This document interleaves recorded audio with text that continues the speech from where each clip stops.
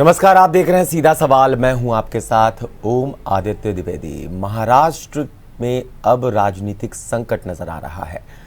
उद्धव ठाकरे जो हैं, साफ तौर पे उन्होंने कह दिया है अगर विधायक कहें तो वो इस्तीफा देने के लिए तैयार है। लेकिन विधायक सामने आकर के बात करें, अगर मन में संकोच है तो फोन पे बात करें, लेकिन बात करें। साफ तौर पे महाराष्ट्र में जिस तरीके से सियासी भूचाल आने से सियासत गर्म हो गई है, एकनाथ शिंदे के बगावत करने के कारण उद्धव ठाकरे की कुर्सी पर खतरा मंडराने लगा है। सियासी उठापटक के बीच सीएम उद्धव ठाकरे ने फेसबुक के जरिए सीधे जनता से संवाद किया। उन्होंने कहा कि मुझे महाराष्ट्र की जनता ने चुना है, मैं सच्चा शिव सैनिक हूं। बाला साहब ठाकरे की विचारधारा को हम आगे बढ़ा रहे हैं। शिवसेना और हिंदुत्व एक सिक्के के दो पहलू हैं। इस घटना से मैं बहुत दुखी हूं। नाराज विधायक कहेंगे तो मैं सीएम पद छोड़ दूंगा। वह उन्होंने कहा कि मुझे पद पर बने रहने की लालसा नहीं है। शिव सैनिक मेरे साथ गद्दारी ना करे। सभी नाराज विधायक हमसे बात करें।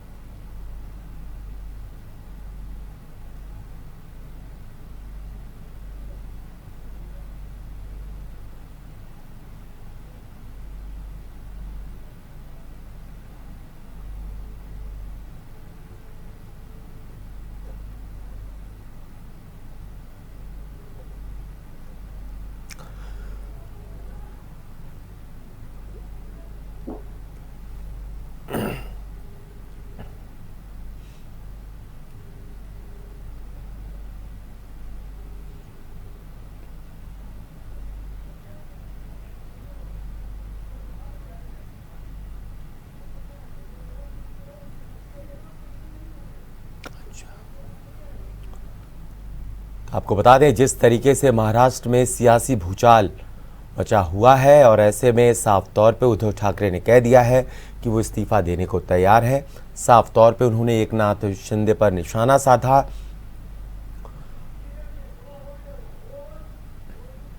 करतील किंवा टिप्पणी करतील की मुख्यमंत्र्यांचा चेहरा पडलेला होता, त्यांचा आवाज असा भारदस्त किंवा नाकातला येत होता, तर साहजिकच आहे त्याला कारण आजच सकाळी माझी जी कोविड टेस्ट केली ती कोविड टेस्ट पॉझिटिव्ह आलेली आहे।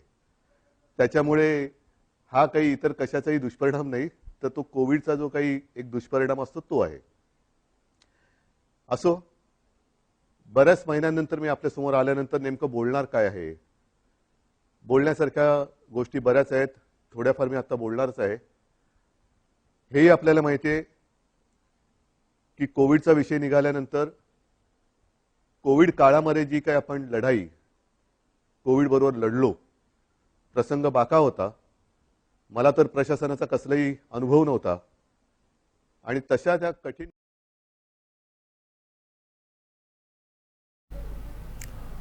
तो आपको बता दें, उद्धव ठाकरे ने जिस तरीके से फेसबुक के जरिए लोगों को संबोधित किया है और ऐसे में 34 विधायकों ने एकनाथ शिंदे को जिस तरीके से समर्थन करके एक चिट्ठी में साइन कर दिए हैं, वो चिट्ठी भी मीडिया में लगातार दिखाई जा रही है। हमने भी अपने न्यूज़ चैनल जेएमडी न्यूज़ के माध्यम से ये अपने दर्शकों को दिखाया कि वो 34 विधायकों का साइन किया हुआ लेटर एकनाथ शिंदे के पास है और वो सबको दिखा भी रहे हैं। और ऐसे में अब सवाल ये उठता है कि आखिरकार उद्धव ठाकरे क्या करेंगे।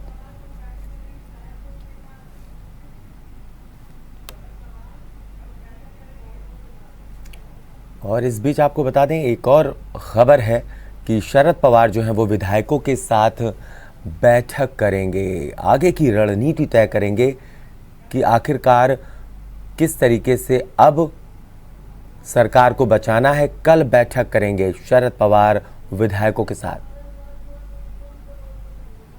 और इसी खबर पर हमारे साथ हमारे सहयोगी ऋषभ देव हमसे जुड़ गए हैं। ऋषभ, जिस तरीके से सियासी भूचाल देखा जा रहा है, लगातार हम लोग सुबह से कवरेज कर रहे हैं, लगातार दर्शकों तक ये खबर दिखा रहे हैं, ताज़ा अपडेट दर्शकों तक दे रहे हैं। एक चीज़ तो साफ है, कहीं ना कहीं अब इस्तीफा देना पड़ सकता है उद्धव ठाकरे को। और ऐसे में ये जो अपील की गई है, बार बार हिंदुत्व का जिक्र किया गया है, बार बार कहा गया है कि वो कोई विधायक गद्दारी ना करे, कोई शिव सैनिक गद्दारी ना करे, विधायक मुझसे बात करें, विधायक कहेंगे तो मैं पद छोड़ने को तैयार हूं। ऐसे में मान लिया जाए कि शिवसेना के अंदर गृह युद्ध की स्थिति है और वो भी उद्धव के विरुद्ध।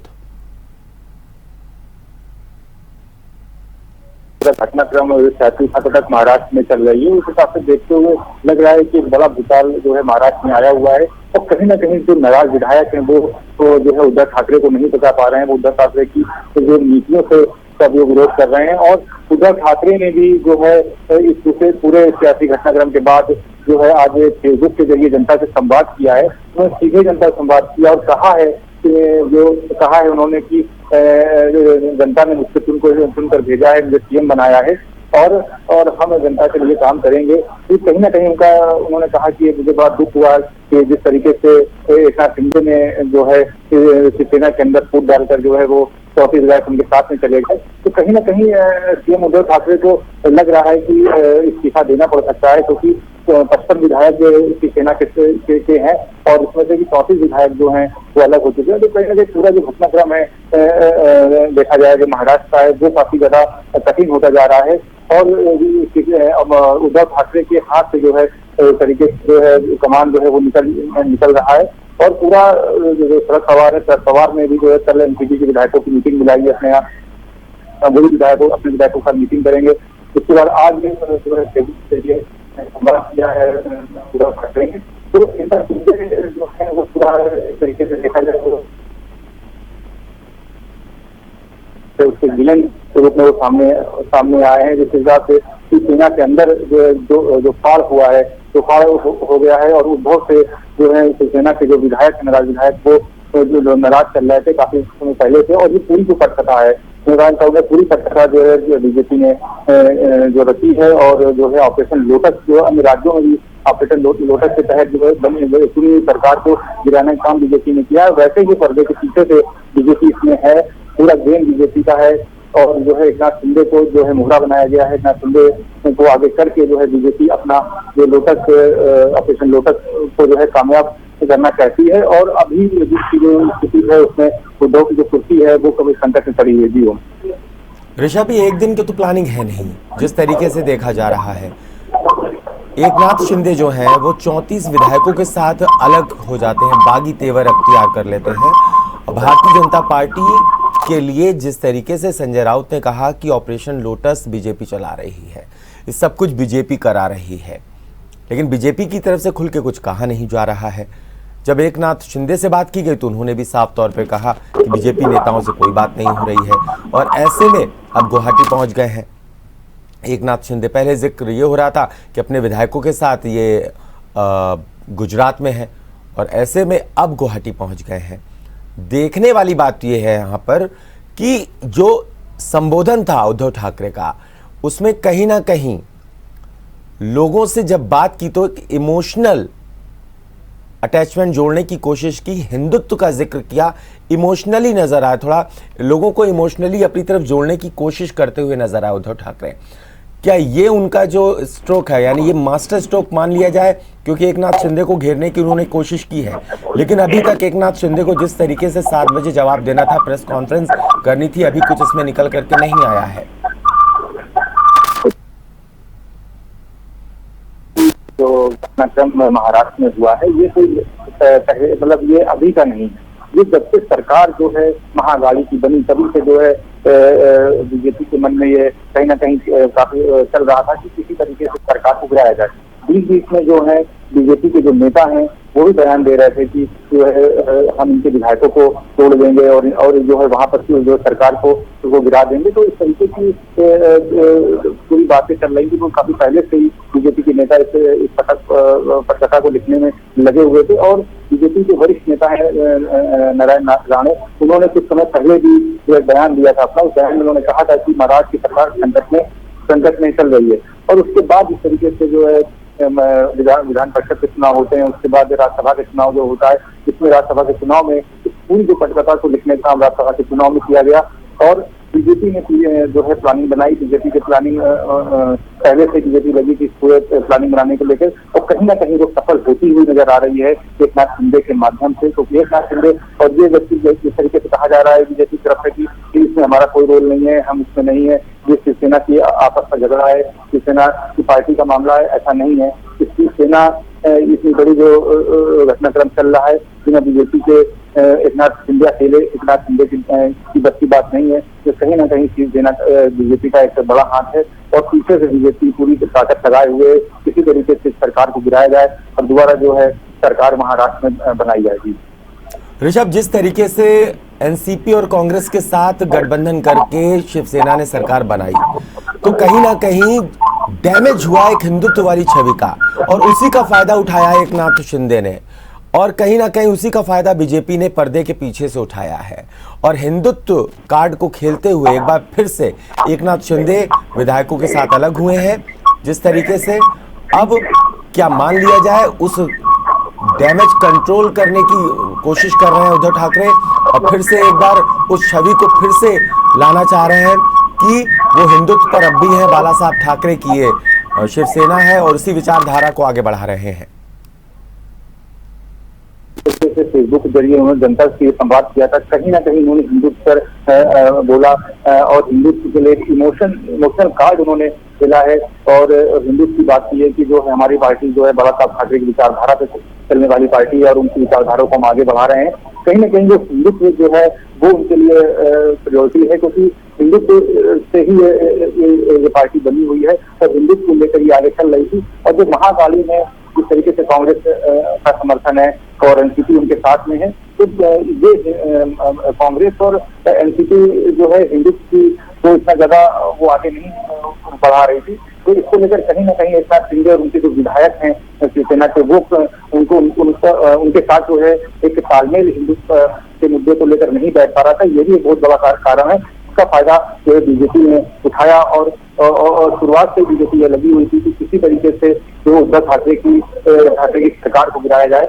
और आज कल इस तरीके से बैठक होनी है और आज शाम को 7 बजे एकनाथ शिंदे एक प्रेस कॉन्फ्रेंस करने वाले हैं और प्रेस कॉन्फ्रेंस में देखना होगा कि किस तरीके से वो अपने विधायकों को क्या कहते हैं, क्या कोई नया स्टैंड उठाते हैं। क्योंकि एक विधायक देशमुख थे शिवसेना के, उन्होंने कहा जिस तरीके से कि हमको जो है वहां पर बीजेपी के नेताओं ने दबाव डाला और फिर बाद में वो आ गए कि मैं शिवसेना उद्धव ठाकरे के साथ। तो उद्धव ठाकरे ने भी कहा है कि जो नाराज विधायक है वो हमसे बात करें, अभी वो कहेंगे तो हम सीएम पद छोड़ देंगे। तो कहीं ना कहीं दबाव देखने को मिल रहा है उद्धव ठाकरे के अंदर, सरकार के अंदर कि जो है, और इसको कोशिश भी उद्धव ठाकरे कर रहे हैं कि जो नाराज विधायक है उनको मनाया जाए। लेकिन अभी इस तरीके की कोई चीजें जो है देखने को नहीं मिल रही। आगे क्या होता है ये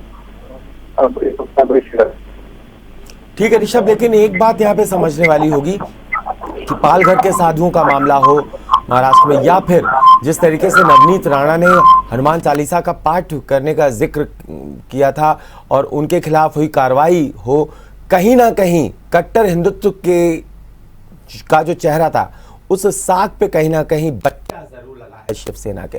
इस वजह से कहीं ना कहीं जो विधायक हैं वो टूटन नजर आ रही है। 34 विधायक हैं जिनका सिग्नेचर भी है चिट्ठी में। क्या माना जाए ये भी एक वजह है? हिंदुत्व का तो मुद्दा है ही है, जिससे कई ऐसे घटनाक्रम जो है देखने को पीछे मिले हैं। जिस तरीके से सभी ईडी के छापे पड़ते हैं शिवसेना के विधायकों पे या कांग्रेस के विधायकों पर, कभी सीबीआई के छापे पड़ते हैं। तो इस तरीके का जो केंद्र सरकार और जो उद्धव ठाकरे की सरकार उनके बीच में एक तकरार देखने को ये काफी समय से मिल रहा है और काफी ऐसी चीजें देखने को मिली हैं। काफी ईडी ने जो छापे मारे थे, सीबीआई ने तो नेताओं के घर, एनसीपी के नेताओं के घर और और शिवसेना के विधायकों के घर छापे मारे। तो इस तरीके से तनातनी ये काफी पहले से चली आ रही है।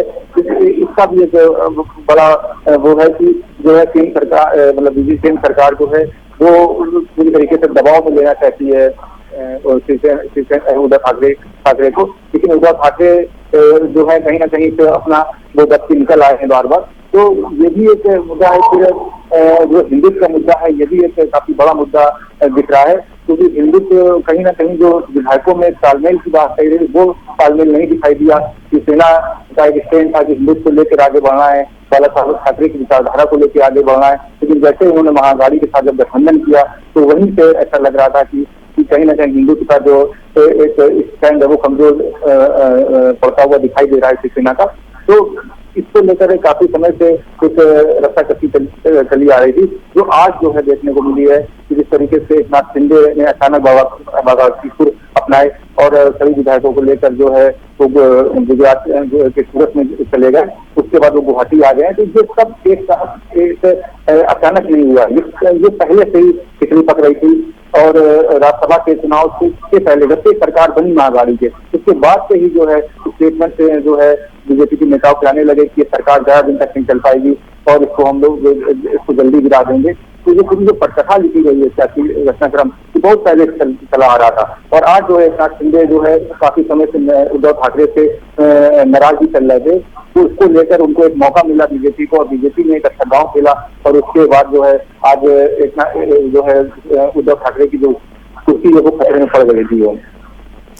ऋषभ, जिस तरीके से देखा जा रहा है जो शिंदे हैं वो विपक्ष के नेता रह चुके हैं, विधानसभा में शिवसेना नेता प्रतिपक्ष रह चुके हैं, पीडब्ल्यूडी विभाग उन्हें मंत्री पद दिया गया था, लेकिन ऐसे में उन्होंने एक अलग राह देख ली, तलाश ली। और आज सुबह का अगर जिक्र करूं तो वो उनका साफ तौर पे कहना था, मीडिया में ऐसी खबरें चल रही थी कि उन्होंने उद्धव ठाकरे से बात हुई है, लेकिन वो बात क्या हुई है उसका उन्होंने जिक्र नहीं किया। और अभी तक वो पत्ते नहीं खोल रहे हैं कि आखिरकार आगे क्या बीजेपी के साथ बात हुई है, वो भी साफ तौर पे कह रहे हैं कोई बात नहीं। एक चीज यहां पर और निकल करके आ रही है कि उनकी शर्त है शिवसेना के साथ कि आप एनसीपी और कांग्रेस का साथ छोड़िए, बीजेपी के साथ एक बार फिर से हिंदुत्व कार्ड पर आइए और सरकार बनाइए। इसमें कितनी सच्चाई लग रही है आपको?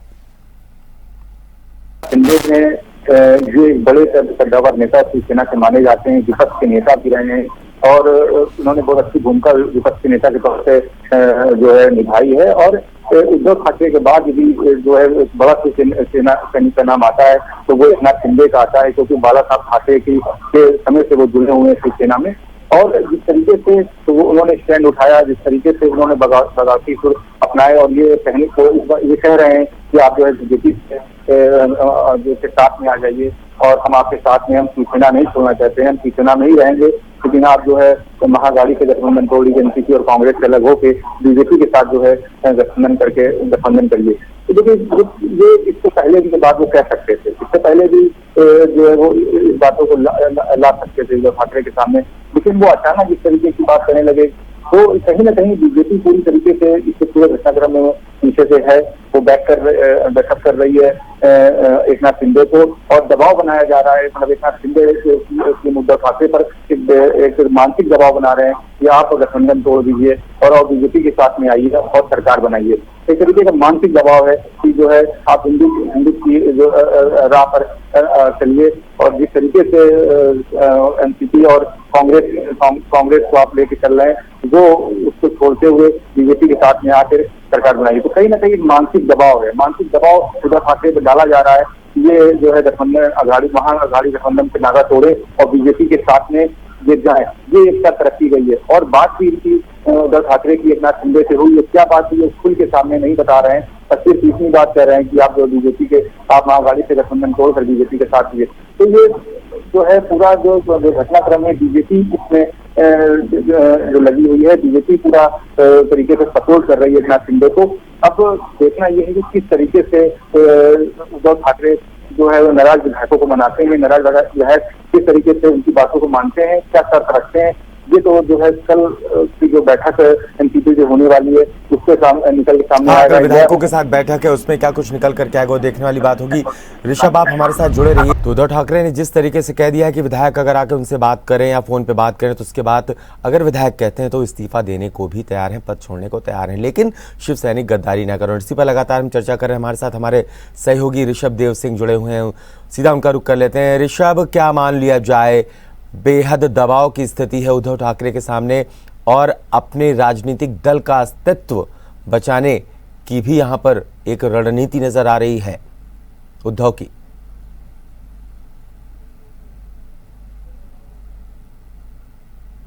ना हो जाए और जिस तरीके से उद्धव ठाकरे के ऊपर एक मानसिक दबाव जो है एक नाथ शिंदे बनाए हुए हैं, तो उससे भी इनको बाहर निकलना है ताकि पार्टी में कोई फूट ना हो, सभी विधायक एक साथ में रहें। तो बीजेपी की एक मंशा है कि किसी तरीके से उद्धव ठाकरे की कुर्सी को गिराया जाए और तो शिवसेना के अंदर एक बड़ी फूट डाली जाए ताकि जब वो सरकार बनाए तो उनके जो विधायक हैं वो सब विधायक हमारे साथ में, जो नाराज विधायक हैं वो। ऋषभ, आपको रोकना चाहेंगे, हमारे साथ प्रदेश सचिव हैं शिवसेना के विश्वजीत सिंह जुड़ गए, सीधा उनका रुख करेंगे। विश्वजीत जी, क्या लग रहा है आपको, क्या आपकी सरकार जाती हुई नजर आ रही है, इस्तीफा दे देंगे, क्या कुछ कयास?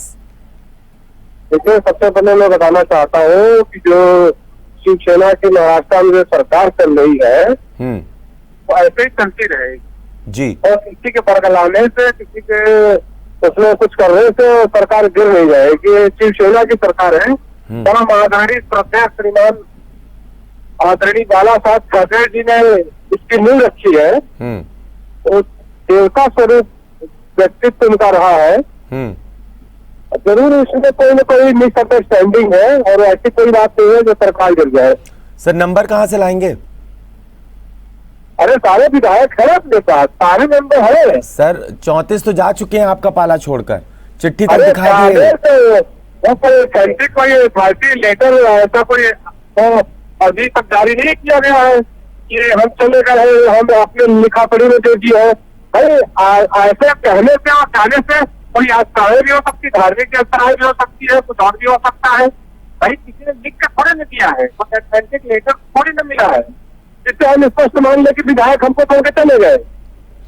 जनता को संबोधित किया सर फेसबुक के जरिए साफ तौर पे उद्धव ठाकरे ने, और कहा है कि अगर विधायक बात करेंगे या फोन पे बात करते हैं या सामने आकर बात करते हैं, अगर कहते हैं तो वो पद छोड़ने को तैयार है सर। लेकिन अभी तक ऐसी कोई जानकारी नहीं है। जिस तरीके से शिंदे साहब ने कहा था अभी प्रेस कॉन्फ्रेंस करेंगे, थोड़ी देर में उनकी प्रेस कॉन्फ्रेंस भी होगी, शायद वो उसमें जवाब भी देते हुए नजर आएंगे। आज हिंदुत्व का जिक्र सर करते नजर आए हैं। आपको लगता है विश्वजीत जी कि कहीं ना कहीं हिंदुत्व की जो छवि थी उसमें कहीं ना कहीं साग पे बट्टा लगा है, उस छवि पे बट्टा लगा है? देखिए, सबसे पहले मैं आपको नम्रता के साथ आपको बताना चाहता हूँ जी सर, हिंदुत्व कभी न खत्म हुई न खत्म होगी। इतिहास गवाह है जी। और बाबरी मस्जिद का विध्वंस किया गया, इन सैनिकों द्वारा किया गया, ये भी इतिहास गवाह है, इसको रुकलाया नहीं जा सकता। दूसरी बात, जो हमारे पथ प्रमुख आदरणीय उद्धव साहब ठाकरे जी जिस प्रकार महाराष्ट्र में सरकार चला रहे हैं और उन्होंने हमेशा हिंदुत्व के विकास और हिंदुत्व की बात दी गई, उन्होंने राजनीति की है और समाज सेवा करी है।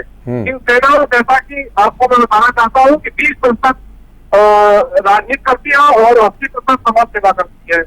और आदरणीय उद्धव साहब और आदित्य साहब, अभी आदित्य साहब को भी हाल ही में अयोध्या प्रभु राम निर्माण जी के दर्शन करने भी आए थे। तो इनके हिंदुत्व पे कहाँ प्रश्न चिन्ह लग जा रहा है।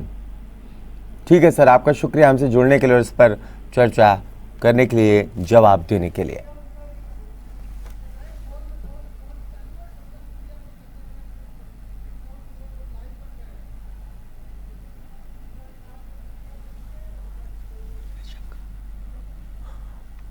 और हमारे साथ हमारे सहयोगी ऋषभ जुड़े हुए थे। ऋषभ, आपका भी शुक्रिया इस पर चर्चा करने के लिए और जानकारी देने के लिए। तो कुल मिलाकर के जिस तरीके से महाराष्ट्र में राजनीतिक उठापटक देखने को मिल रही है, देखना ही होगा कि आखिरकार क्या शिवसेना सरकार बचा पाएगी या फिर इस्तीफा देना पड़ेगा और आगे फिर क्या कुछ होगा, ये देखने वाली बात होगी। फिलहाल सीधा सवाल में इतना ही। आप देखते रहिए GMT न्यूज़। अगर आपको हमारा वीडियो पसंद आया हो तो हमें लाइक करें, सब्सक्राइब करें और ज्यादा से ज्यादा शेयर करें। और हाँ, बेल आइकॉन दबाना ना भूलें ताकि हर खबर का अपडेट आप तक पहुंचे तुरंत। आप हमें इंस्टा, ट्विटर और फेसबुक पर भी फॉलो कर सकते हैं। हमारी ID है @GMT News।